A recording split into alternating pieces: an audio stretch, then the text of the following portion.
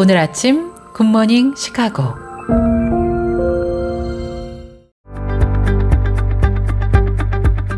청취자 여러분 안녕하세요. 2월 14일 금요일 굿모닝 시카고 데일리 뉴스 시작합니다.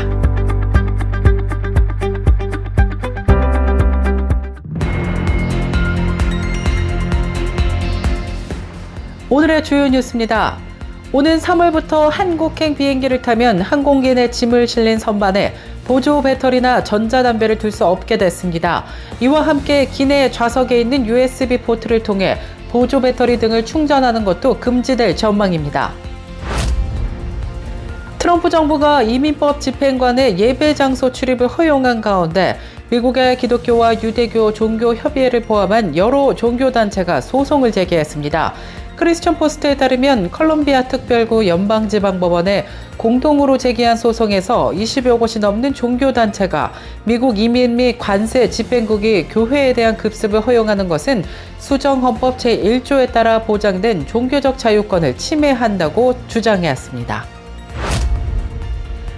트럼프 대통령이 상호 관세를 부과할 때 상대국의 관세뿐만 아니라 비관세 장벽까지 고려하겠다고 하면서 관세 대부분을 철폐한 한국도 표적에서는 벗어나기 힘들 것으로 예상되고 있습니다. 다카 수혜자 구제 법안이 재추진될 전망입니다.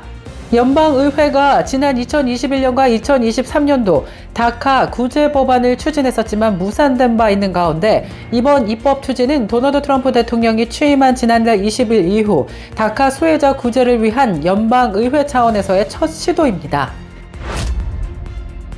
노스캐롤라이나에서 20대 한인 자매가 보모로 일하던 집에서 수표를 훔친 뒤 거짓으로 기재한 뒤 현금으로 바꿨다가 경찰에 적발되었습니다.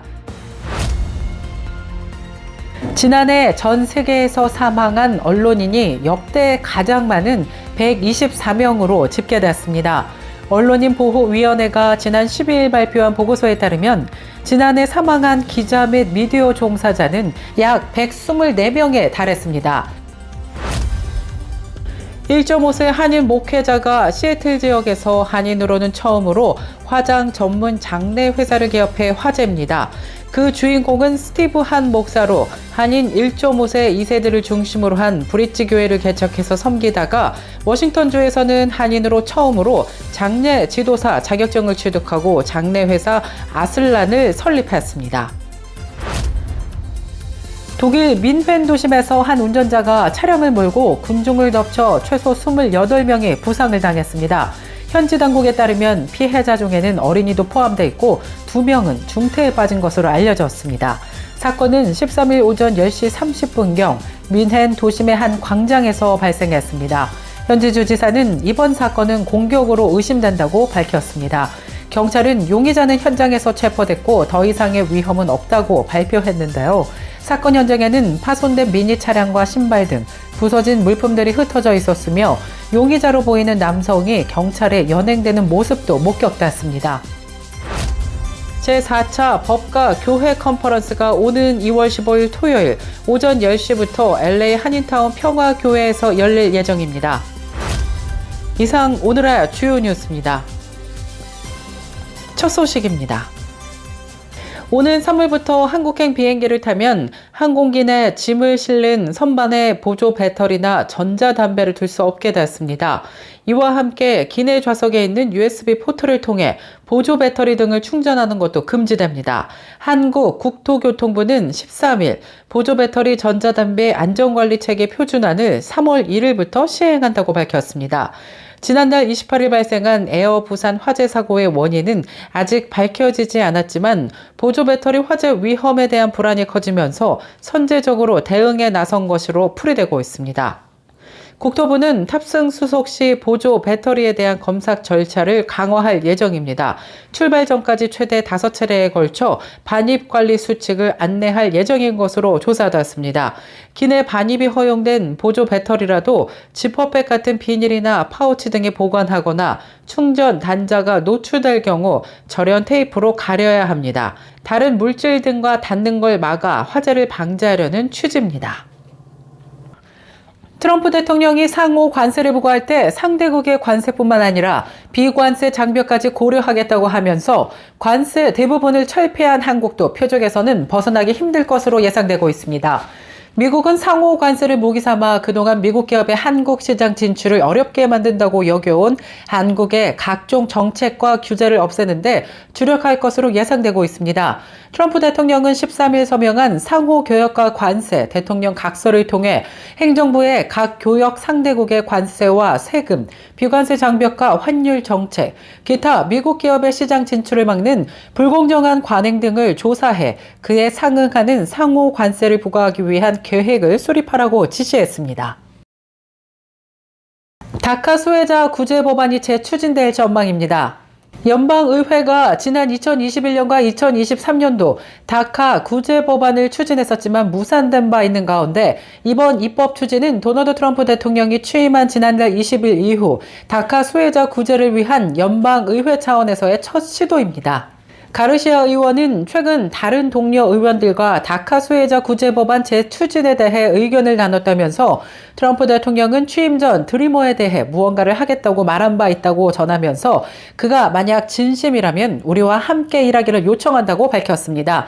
해당 법안은 어린 시절 미국으로 와서 성장한 드리머들에게 10년 기한의 조건부 영주권을 부여하고 이를 통해 시민권 취득 기회를 부여한다는 것을 골자로 하고 있습니다.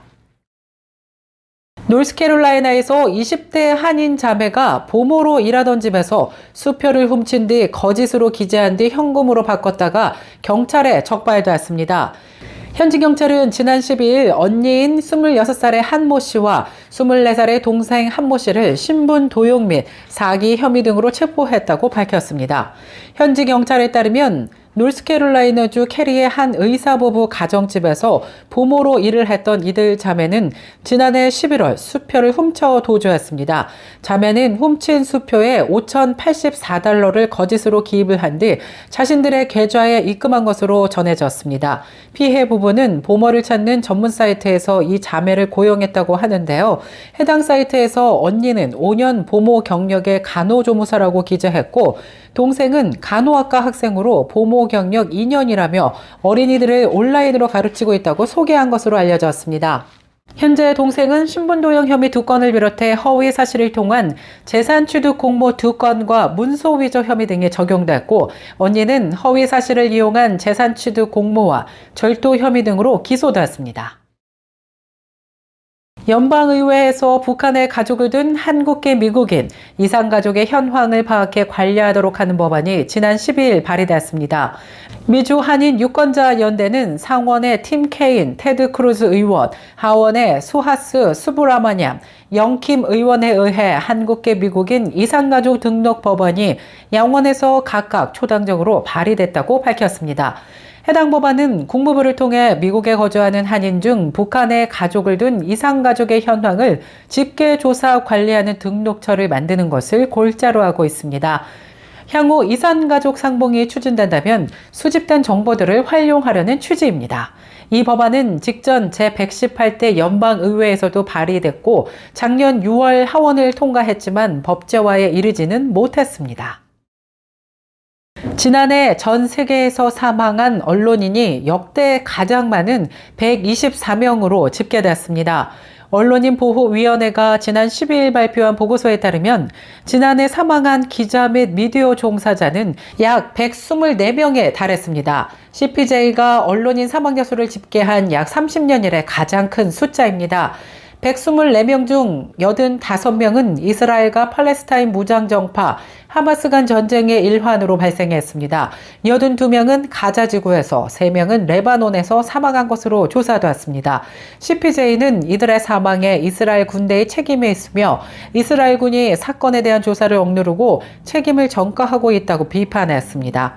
이스라엘이 언론인을 정확히 표적으로 삼고 공격했을 가능성이 있는 사건 20건을 추가로 조사하고 있다고도 덧붙였습니다.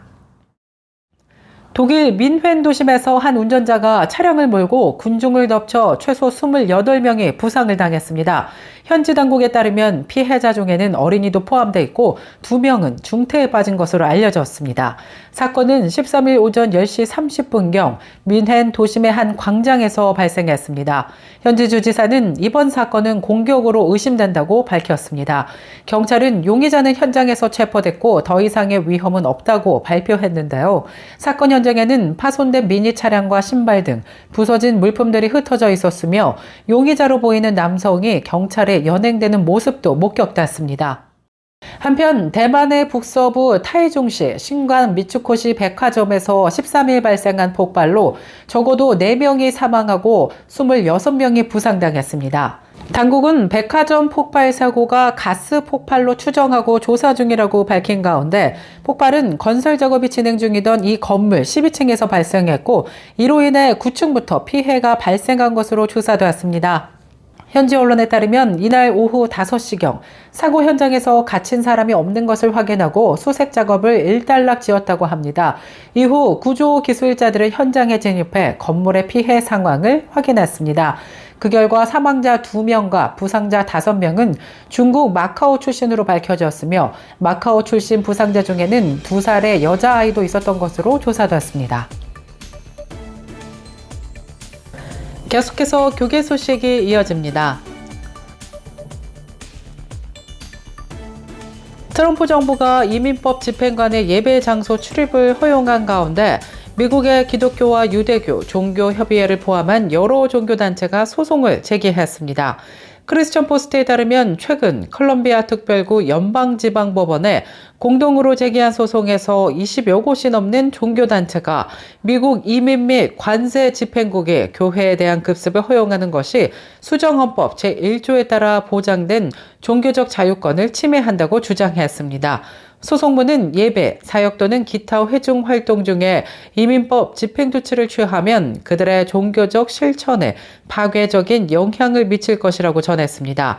원고 측 기독교 단체로는 메노나이트 교회와 아프리카 감리교 시온교회, 성공회, 그리스도의 제자, 브레드런 교회와 미국 장로교 총회, 연합 그리스도교회와 연합감리교회의 지역기관이 포함되었습니다. 1.5세 한인 목회자가 시애틀 지역에서 한인으로 처음으로는 화장 전문 장례 회사를 개업해 화제가 되고 있습니다.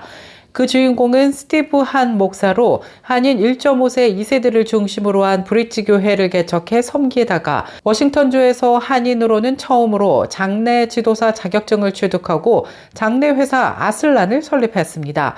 스티브 한 목사는 미국 장례 회사에서 약 10년 동안 근무하면서 갑작스러운 죽음을 맞이한 시애틀 지역 한인들의 필요를 인식해왔다고 전하며 장례식 비용만 $30,000가 쉽게 소비되는 안타까운 상황을 보면서 좀 더 합리적이고 저렴한 비용으로 장례 서비스를 제공하기 위해 아슬람을 설립했다고 밝혔습니다.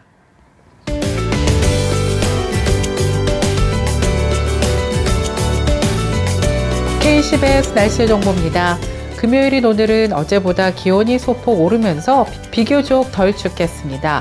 그러나 구름 끼고 흐린 날씨 하루 종일 계속되겠습니다. 오늘 낮 최고 기온 27도 예상됩니다. 밤 최저 기온 24도 예상됩니다. 계속해서 독감 환자가 증가하고 있습니다. 오늘도 건강 유의하시길 바라면서 이상 K-10의 날씨 정보였습니다.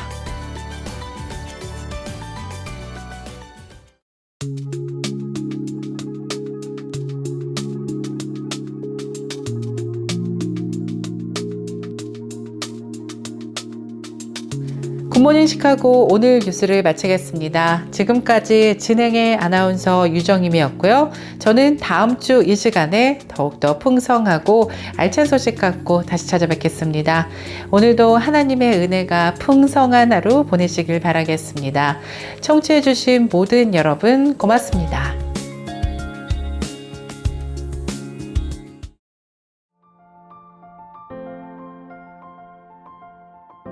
굿모닝 시카고 뉴스는 삶을 마무리하는 순간을 여러분과 함께합니다.